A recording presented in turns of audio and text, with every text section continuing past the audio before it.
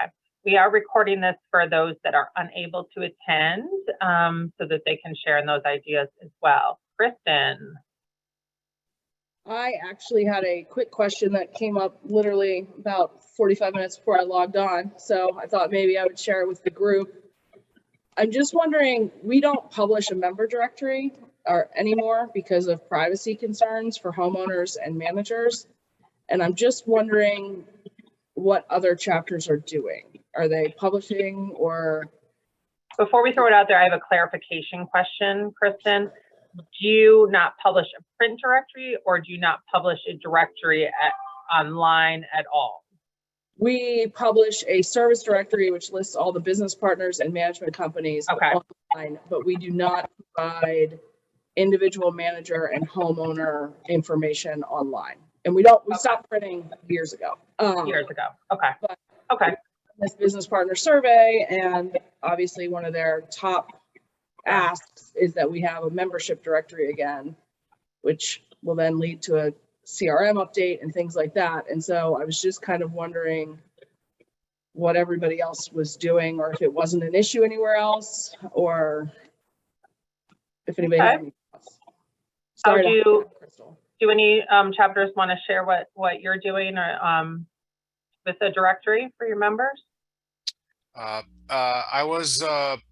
I'm still technically a member of the Virginia chapter. We didn't really have, I don't know if you guys, we didn't really have any directories there. And now I'm going to be the president in the Alabama chapter. And I'm pretty sure that membership would fly off the handle if we just posted everybody's name up there. So I haven't had any requests for it either. So I think it'd probably be best to stay away if you can.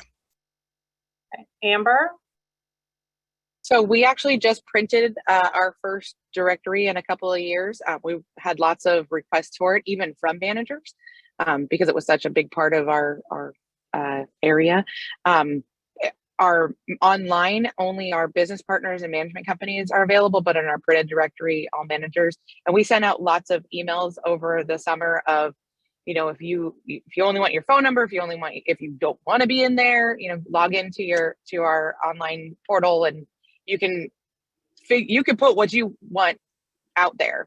So everybody had plenty of notice and plenty of chance to, you know, not include their work email, not include their, you know, put whatever email or phone number that they wanted in the directory, or not be part of the directory. So, and then we just went through a big CRM change this past year too. So all of that played into that, being able to publish.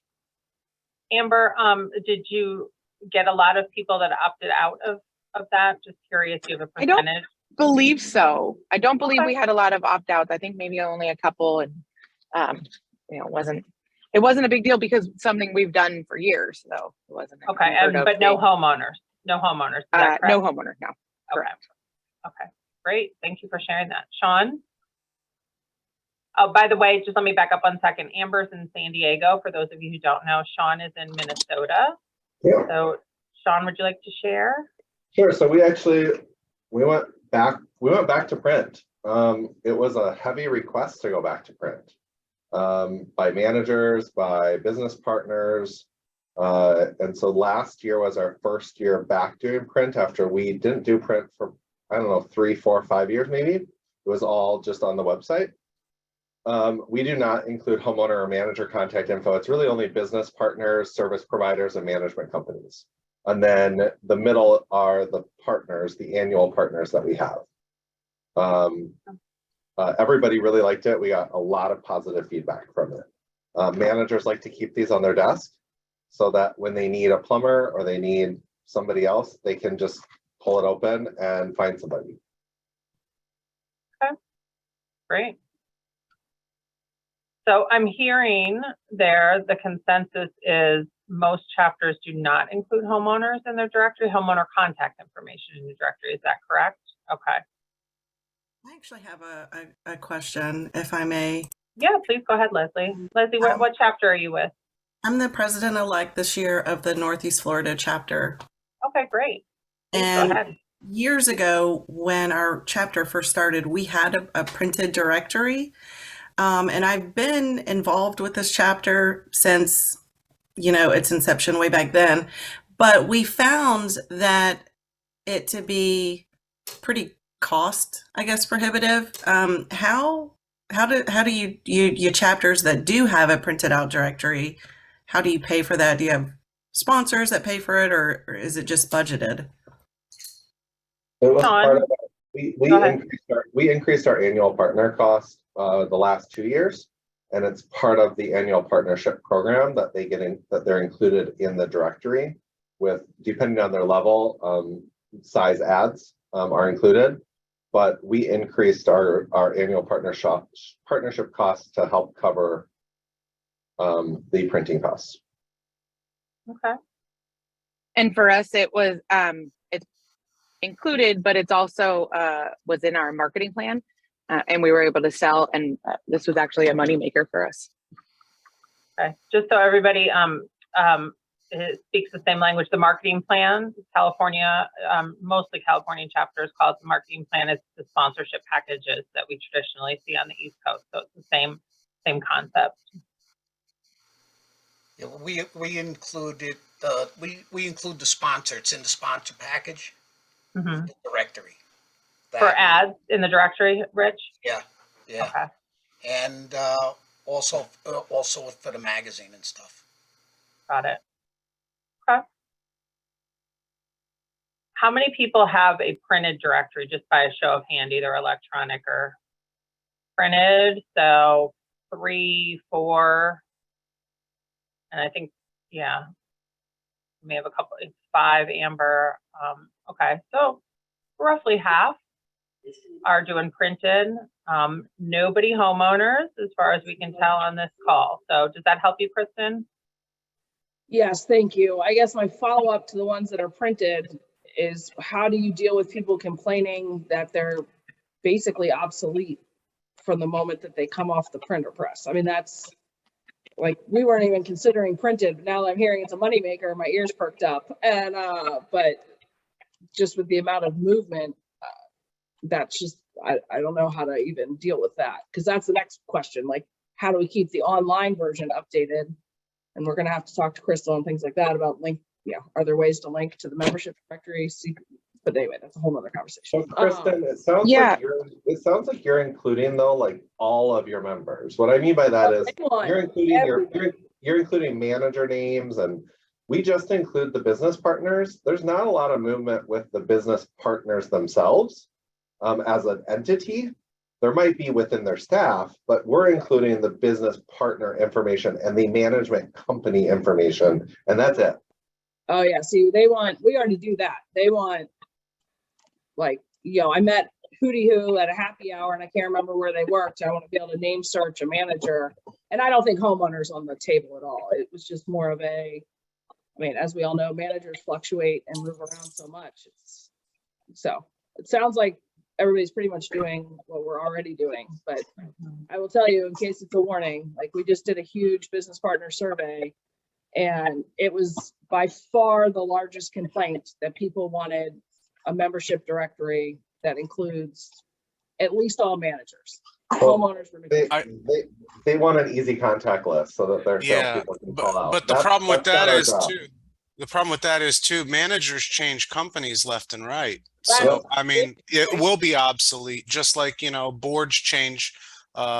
Typically, well, I know some of them don't change as quickly as or often as they should, but and if they remember the name, we've got the list of every management company. Look at the contact list for the management company. It's available to them. It sounds like they're just looking for a shortcut. Well, I would agree, but one of the things that we offer after an event as part of their sponsorships is a list of the attendees. So that kind of fills that in, right? Oh, we do that too. I mean, I literally had a 2.5 hour call this morning about membership directories. Like, it's crazy. So we do publish the individual managers' names under each individual company. And even though there is movement throughout the year, we've made a pretty big campaign regarding that it's each person's responsibility to update their information with national, that this is one snapshot in time. This is being published, you know, at the beginning of the year. We handed out at our January Jumpstart, and that, you know, things will change, but it's up to them to review and ensure that the people that we are about to list are likely to have that longevity. And so around this time of year, we're just getting ready to send out, we send everyone a little blurb with what we currently have on them and say, if it's not right, fix it now, because this is what's going to be published. Heather, you're in Colorado, is that correct? Southern Colorado, sorry. Okay. No, that's fine. I was seeing if I could remember. Thank you. Heather, when you post that, just for clarity again, so you list ABC Management Company, and then do you put like Heather Smith and your email address, or do you just have Heather Smith, Crystal Wallace? Yeah, just the names, really. Just the names. Okay. And we do also have some homeowners, but mostly we have a lot of self-managed communities in the area, and those homeowner leaders are a lot more heavier level of participation. Got it. So they do get listed, and they like it that way because they like to have the points of contact and be reached out to regarding education from attorneys and whatever the case may be. Okay. So I have mine in front of me. Our printed copy just came out last week. We do have homeowner association members, and we do have manager or owner information. So, but it's only the name and the association, but no contact information. No and email, then our no managers, phone. no email, no phone, just that they're the members. And then, yeah, all of our managers are by their name, and then business partners are by their category. So, and management companies and whatever contact they have. But we did that big CRM change this last year. So all of this got pulled directly from our online CRM system, which is updated, you know, as anybody logs in, and we're able to toggle, you know, the main contact, any of the other business contacts. So there's lots of information in there that's available. And I would urge you to reach out to, I can connect you, or maybe Crystal can connect you with our ED, who just handled all that and has made it an amazing. Yeah, we actually, we did a technology survey a couple of different times with our executive directors, and one of the questions was to find out which association management software or CRM that they're using. Kelly Schild, who she's not on the call today, she's traveling. She's kind of the one that knows the most about that stuff of the chapter team. So if anybody is looking at that, you know, please reach out. We have those survey results. We have a couple of discounts. Emily, you might recall who they are. I don't remember off the top of my head. I know. Yeah, Glue Up. We have Up. Glue Up and Personify, which includes Wild Apricot and Member Clicks. Yeah. So we do offer a discount through a partnership with them. Thanks, everyone. I really appreciate the feedback. I just sent our ED a text to reach out to San Diego's ED about your CRM update. So I appreciate it. Okay, cool. All right, other topics that you came with today? Okay, I got one. Elections. Most chapters are getting ready to go into the election process. You may have already sent out stuff for nominations. There always seems to be questions around that. So everybody's bylaws that we have, like, you know, the model chapter bylaws, we have basics, but there are little particulars within each chapter. But wanted to give you an opportunity, if you had questions, to ask those and see what other chapters are doing. Are you getting enough people interested in participating, and the right kind of people? Have you groomed those people to be good board members through leadership opportunities? Kristen, I saw that. One of the questions, Crystal, I get often is, what if we don't have enough homeowner leaders that put in their name, or, you know, whatever, what if we don't have enough to fill the slots, 2 or however it is that we need on our board? And the answer to that is you should, if you don't, you should leave that position open until you are able to fill it. So you shouldn't fill that position with a manager or a business partner or anything like that. You should wait. And like Crystal said, help, maybe there's someone that you're grooming to be able to, step into that position. So that's definitely a question I get often. Yeah, no, that's a really good point, Emily. We definitely, have that situation from time to time, not only with homeowners, sometimes even with managers, a business partner that was a PCAM that wants to stay a manager. Kind of our informal rule of thumb is whoever pays you is the category that you should be in. So you can keep that in mind. And really, it's not because we're trying to be picky or anything. It's we truly want you to have full representation of the membership, people that truly fit into those categories and have those interests, business interests for themselves. Okay, if you have questions on elections as you move forward, please feel free to reach out. Sorry, I just wanted to clarify. So yeah, you're saying that if we don't have a homeowner leader, just to have a 4-person board until somebody becomes available, even if that takes 9 months? Yep, I'm saying I don't mean just pretend you have a 4-person board. You still have a 5-person board. You have 1 open seat, and I would continue to recruit for that through your regular communications with your membership, through emails or newsletters, at events. That's actually a great place to recruit homeowners. Is there are a couple of homeowners that always come to all of your events? They might be interested. Sometimes takes the personal ask, especially with homeowners, I feel like, because they're not like trying to get points to get a designation or something like that. They may not even think about being on it. Yeah, we don't have as many in Alabama, but this year, one of the main things we're going to try to do is actually expand into the whole state as opposed to being just, in Birmingham. And so hopefully we will be getting more homeowner leaders that way, and we're going to try some different types of events as well. What are your takes on, say you can't find anyone, but you do have a homeowner leader, they've just met their term limits? Is there a way to give an extension? They've already filled 2 3-year terms. No, there is a clause in the bylaws that they have to take a break. Is it 1 year or 3 years? I can't recall. 3 years. It's 3. 3 years. Off in between. So we had that problem in our chapter, and what we did is we asked that homeowner if they had a friend that wanted to serve on the board. And so that helped us get at least 1 other person, because we have to have 3 homeowners on our board. So it can get a little dicey, and we don't have a lot of homeowner involvement.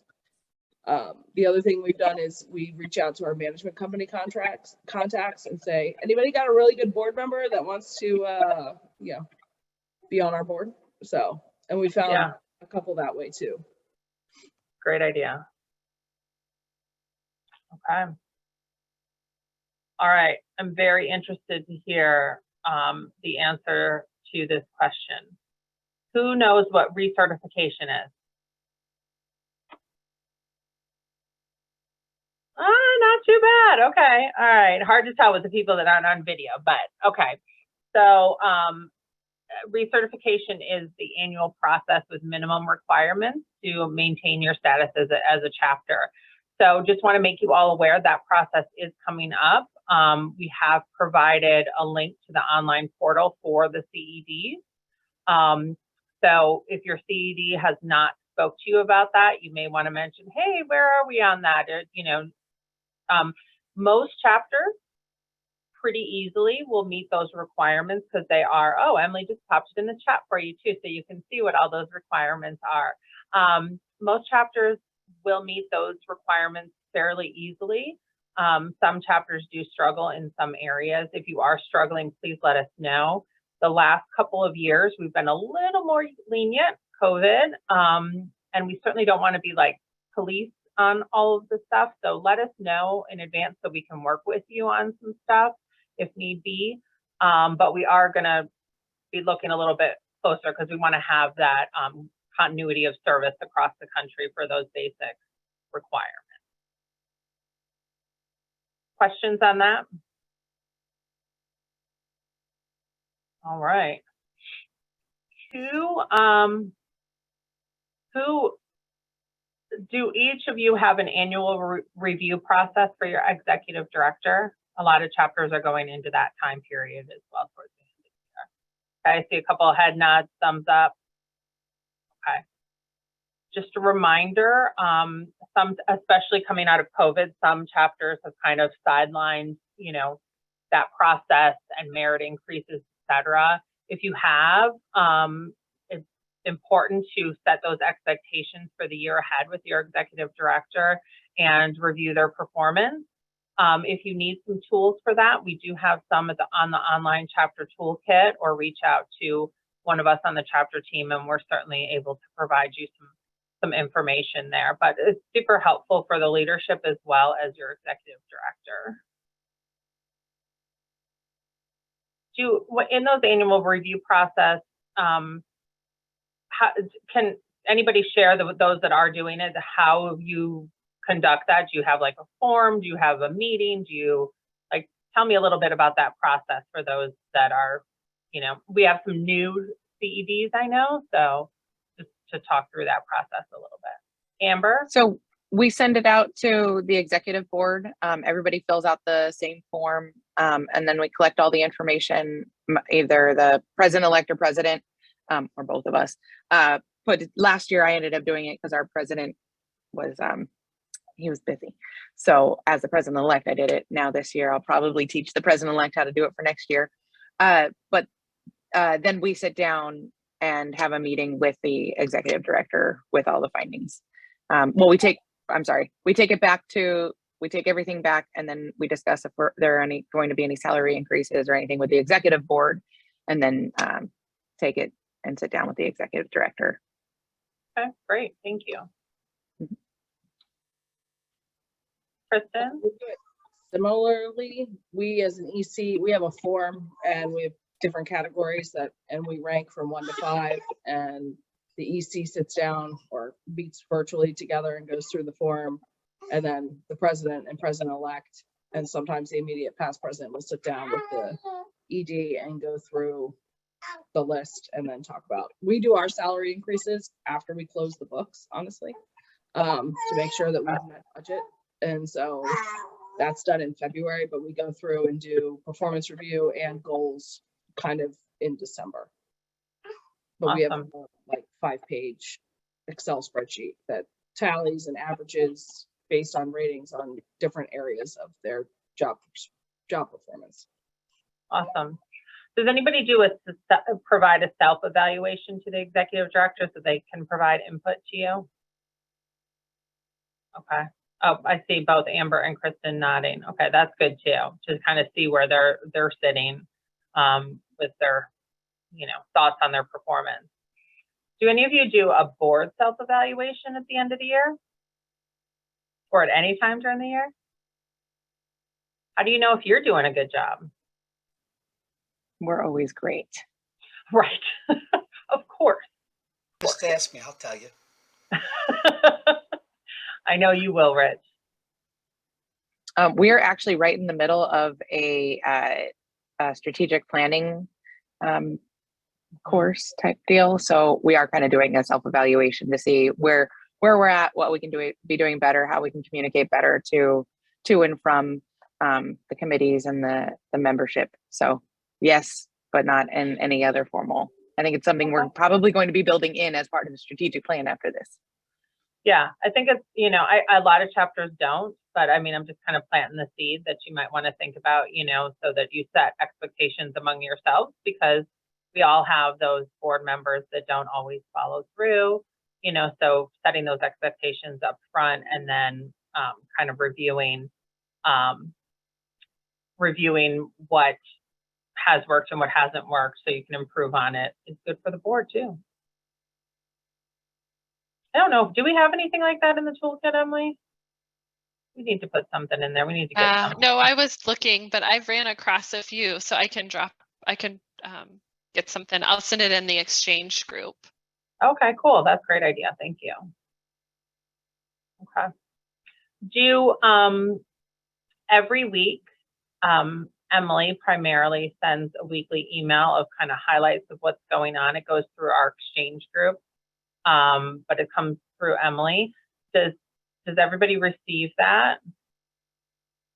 Right. If you have no idea what I'm talking about, Emily's going to drop her email in the chat. Please send her an email. That may be going to your spam, or we may have your address wrong or something, your email address wrong. That does give you, some reminders and sometimes some articles and other information in there. So it's kind of our one of our touch points to communicate with you on upcoming things. Okay. 2023 is not that far away. Who's president-elect on this call?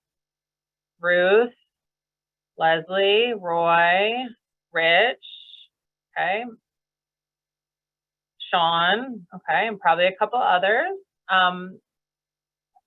What's on your agenda for 2023?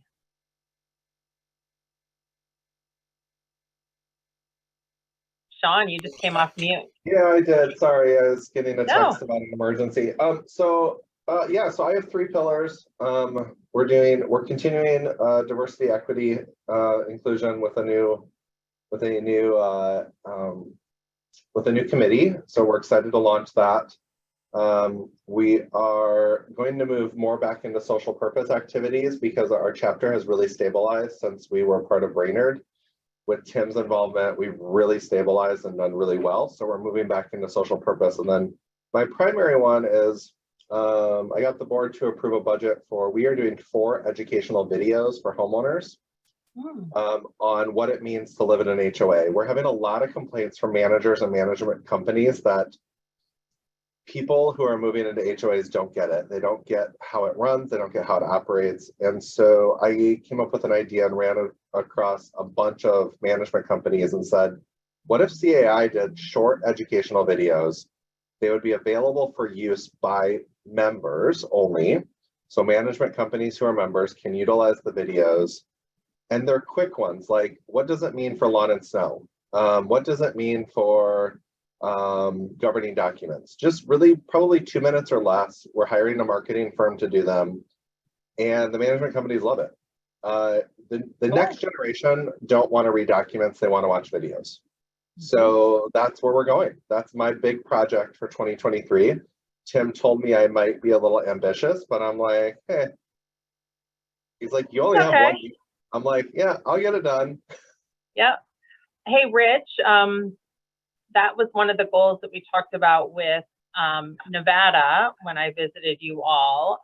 Do you have any insight to share on that? If not, I don't know if you guys have gotten there yet, but. Yeah, we already started with doing a couple of videos. We got them. We're in the process right now. We're hoping to launch them in January.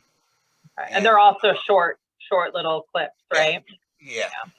And we have a monthly column in the magazine. It's called Harry the Happy Homeowner. It answers homeowner questions. So what we're doing with that is I started working on it. That I want to launch in January too, is I want to do it on YouTube, where I have the questions recorded and Harry will answer the questions and blah, blah, blah, blah. And it's going to be a whole series. That's awesome. Yeah. Love that. Yeah. We're going to try it and see how it works out. Okay. Ruth, you had come off mute a minute ago. Do you want to share? Sure. As Kristen had previously alluded to, we just completed a business partner survey. So one of my big initiatives is to work on that and implement some of the feedback that we've gotten. Kind of value for business partners is my #1 this year, followed by how we're delivering education. I think we're struggling a bit coming out of the pandemic with live versus virtual and how people want to receive it. And again, how our business partners want to sponsor it and getting value for them in those education sessions. So those are kind of our 2 challenges, I think, for the year. Got it. Okay. All right. Any other president-elects want to share where your direction is for next year? I mean, for me, again, it's really expansion. We're planning on setting up different committees with business partners, managers, and then hopefully getting in and knowing homeowner leaders to create committees in the areas that we're trying to reach. We have a lot of we have some out of state members that would be willing to do it, but it just doesn't make sense. We want whoever's going to be, for instance, I live in Auburn. Everything happens in Birmingham, so we'll have an Auburn committee, and we sort of gotten rid of what we called the chapter ambassadors committee, and sort of creating 4 of those, where we're actually going to be working with the social committee for the events, and we're also going to continue doing a lot of virtual educational programs. We have the Ask the Experts, and it seemed to take off with COVID, and people are still willing, especially in a state so large where it would be impossible for everybody to get to Birmingham. We were able to do more of those educational programs this year, so that's the goal.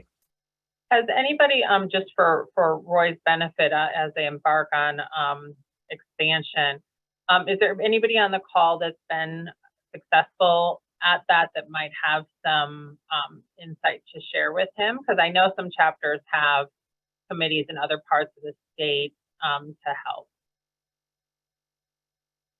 Sean, do you have something? We can keep you updated, Roy.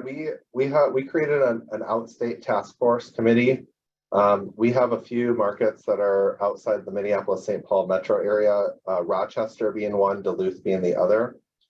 I also don't think that there's a chapter in Iowa, and we have a lot in the Iowa area. So we've started to explore it, but we're in the preliminary stages of it. We are going to be doing an event in Rochester this year, but that's really all we have. We are looking to absorb, though, a competitor of ours. CIC Midwest is a competitor. They have approached us about us acquiring them. And we are in the preliminary stages. We just sent over the NDA to get all of their financial records, membership rosters, and so forth. Wow, that's awesome. Great. Is that mostly homeowners, Sean? It's a lot. There's a lot of homeowner leaders with that group. That's one of the primary reasons we're looking at it. Business partners or members were really of both, but they have a lot of homeowner groups. Great. Yeah, our goal last year was to get 200 members, which we keep going up and then down. As I want to say it was Louisiana, or one of the I think Louisiana was the state that just created a CAI chapter, and we had members from there. So we got over that 200 mark, and then 25 members left. And so the solution for us is not so much looking out of state, but just trying to really reach in to our whole state. And I don't know if anybody has any opinions on this, but at least now there's a lot of sort of local events that happen. And originally I was thinking, as a business partner, maybe DMA should just get a booth at one of these random events, but we were thinking instead of actually having it be a CAI booth, because there's so many people out here, so many homeowners that have no clue that we even exist, and we're thinking about trying to build it in that way. Because just having the classes, we may not be reaching some people, but just simply being on the street might get a little bit more access to people. Awesome. Kristen. So with the booth idea, we're kind of exploring that a little. We started before COVID, and then obviously there were no events because of COVID. So we've been working with partnerships with some of our other organizations. Like around here, we have Property Manager Association, PMA. And so we give them a booth at our expo, and they give us a booth at their expo, and it's CAI, not your company. So we're kind of back into exploring that. I wouldn't say we've had major grounds, but it's something that we're looking at too. And you know, hopefully it works. I think that's a good idea, at least. And we're trying, maybe eventually we'll do some events together. We'll see. But especially with PMA up here, there's a lot of crossover with business partner relationships. So I think it's a good idea. I don't know if it works or not, but we're thinking about it too. Very good. That's great. Okay. President. I'll probably bring this up over the next couple of calls too, but as you start to wind down your term, are there things that you would like to share with our president-elect? Maybe things you didn't accomplish that you wish you could have, or some sage advice?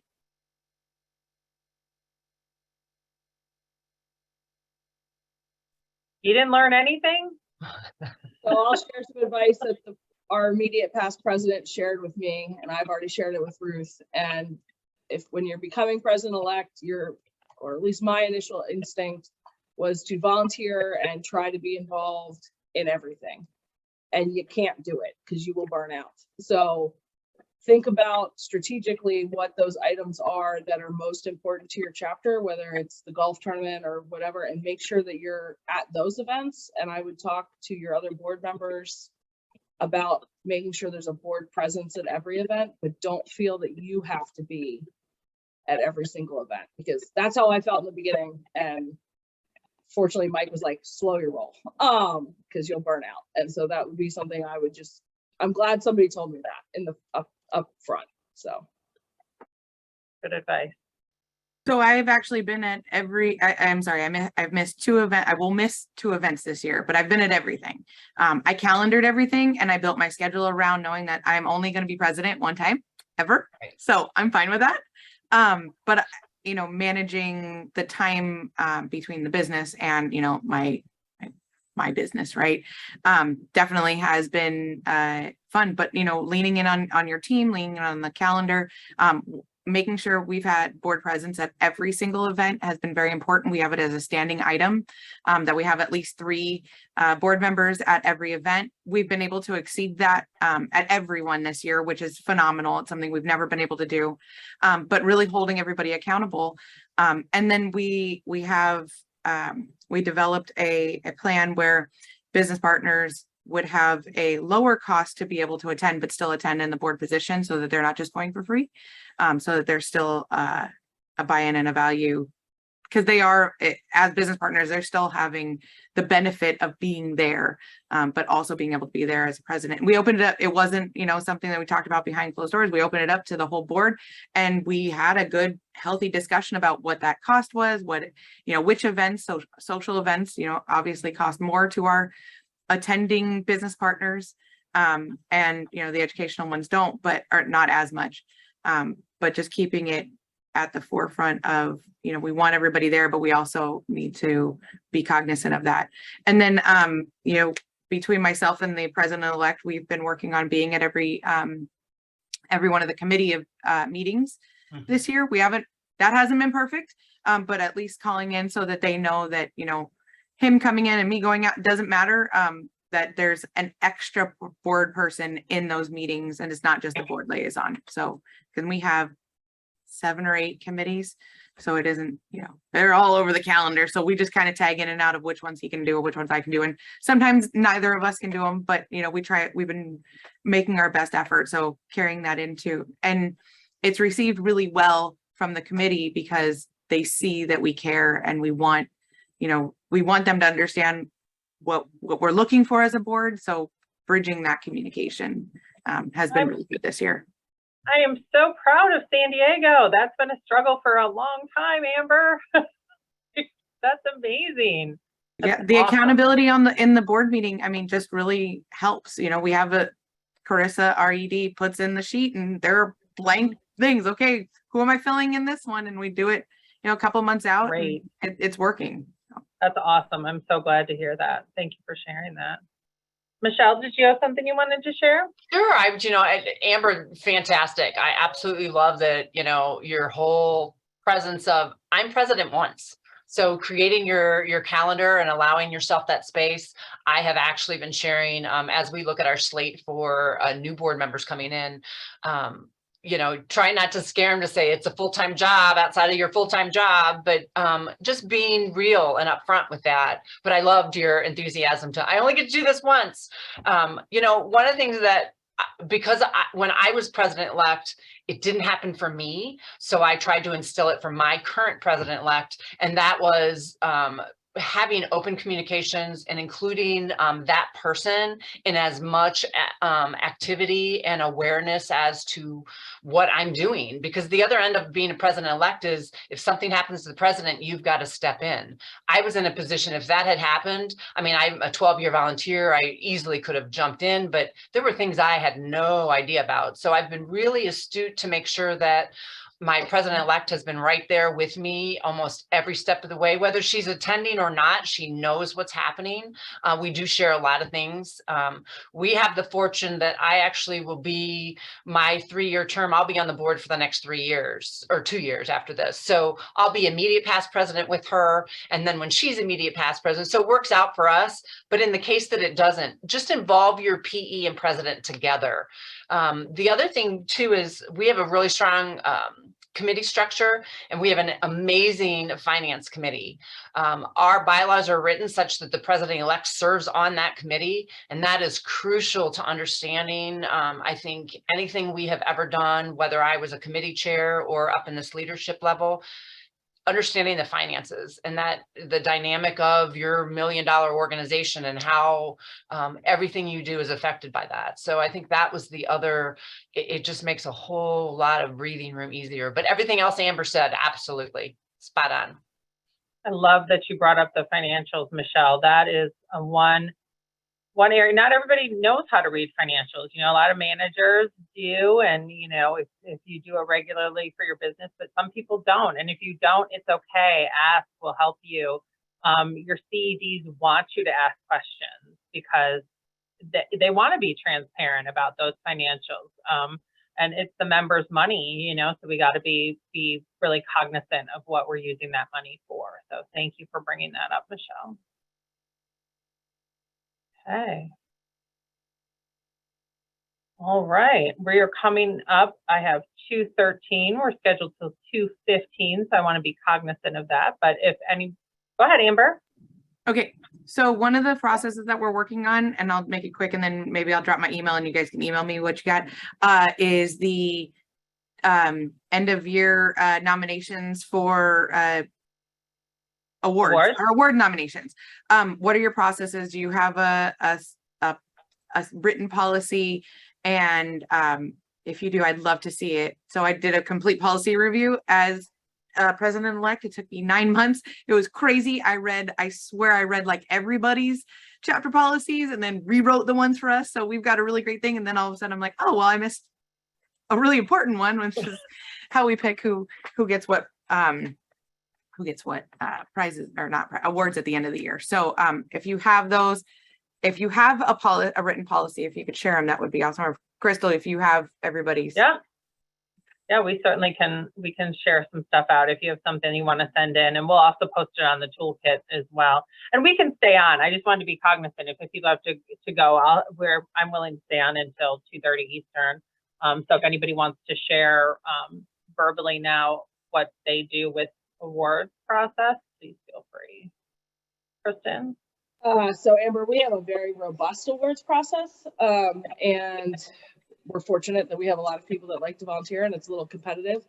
So we actually, this year we're under our old policy, but one of the task forces that we did this year was to rewrite and review all of our policies and procedures. And one of those items that's up for board approval at our meeting this month is the new policies and procedures for 23. So once that's approved, I'm happy to share it with you. But one of the items that we're going to break out is we used to just have volunteer of the year, which was point-based, but now part of the business partner survey is we're going to break it out to manager volunteer of the year, business partner volunteer of the year, and homeowner volunteer of the year. So that way there's more recognition, because it was getting to the point where it's kind of the same 3 people that are fighting over it points wise every year. But I'm happy to share it. It's pretty detailed. Would you share the draft? Would you be willing to share the draft? I'll find it. I'll send it to you in a minute. Thank you. Thanks, Kristen. Any other awards type stuff you guys want to talk about? Michelle, go ahead. So I was chair of our gala committee for 10 years. It's like my baby. I won a 2014 national award. Like, it was super excited. We had like national president for 3 years would come, and it was a formal event, black tie. So I think part of the awards, having the appropriate opportunity to distribute your awards. For many years, the awards were given out at the annual conference and expo. During a luncheon that was also piggybacked with our part of our annual meeting. Totally changed that dynamic. We took our holiday party, which was like dinner and dancing, and turned that into a gala celebration, which features, we actually changed the name of holiday party to Excellence Awards and Winter Gala. And dynamic program. We have over 500 people that come every year. That is just, our chapter membership is 1,400. So if we say we had 500 people come, I mean, it's phenomenal fun, but people want to aspire and achieve. Our awards program is actually, we have nominations that are open. They're due by a certain date. Our committees are involved, the different levels of awards. So Amber, I'm happy to share that with you. I can give it to national too. It can be shared with everybody, but I think having the appropriate place to give the awards and making sure that everyone understands how important the volunteer recognition is, I think that would be key. Yeah, so that's typically what we've done is we'll send it out to a full nomination. The problem that we had, or we've had in the past years is that, so-and-so's partner or so-and-so's boss or coworker will nominate somebody, but it's not necessarily like a great nomination where we know there are other people out there. So we wanted to, the one thing that we have is self-nominations are not allowed. So you do have to be nominated by another member. We're trying to hone in on that. And then the executive board previously it was the executive board and the past two presidents. So we're trying to narrow down like how the people are selected. Should it be that, or, we just want to expand our idea of what that looks like and what that process how that process can be better. Points are key. Having criteria for your awards is important. We definitely have the criteria list. Yeah. Nevada also has a point system, I know. I don't know if others here do, but yeah, that's definitely an approach, because then it's what I've heard Nevada say a lot is they get that comment of, oh, it's always Susie. Well, it's always Susie because Susie works her butt off for the chapter. So, but they can actually show that, and it's not because Susie's popular, so that's been a game changer for them, I know. Well, and like I was nominated for manager of the year. I already won manager of the year. I don't want manager of the year again. Like I'm a sitting board, I'm the incoming president, and I'm like, well, this is silly, but we didn't have anything in the process and in the procedure for, board members or anybody who's already gotten, so like building some of that into it, it was really awkward. I was like, well, I don't want to announce that section as I'm handing out awards because my face is up there. It was just really, but weird. Yeah, it was weird. So we're like, we have to fix this. Board members for us are pretty much excluded for everything. There's a couple awards that you can get, but for the most part, if you're on the board, you're not eligible for an award. Yeah, I think the only time that would happen is if it's not you, the board member, but your company or something, that has gone above and beyond. But you're not going to go and just walk off with the award either. It's awkward when people try to do stuff like that. Yeah, the only one that we have a point system for previously was the recruiter. No, we didn't even have that one. Silly.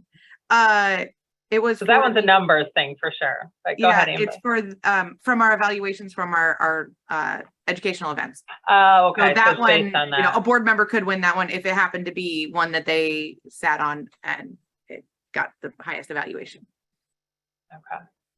Okay. Cool. All right. Any other questions, comments, discussions for today? All right. Awesome. Really good discussion. Thank you all so much for coming and participating today. And we'll see you again next month. All right. Happy Halloween.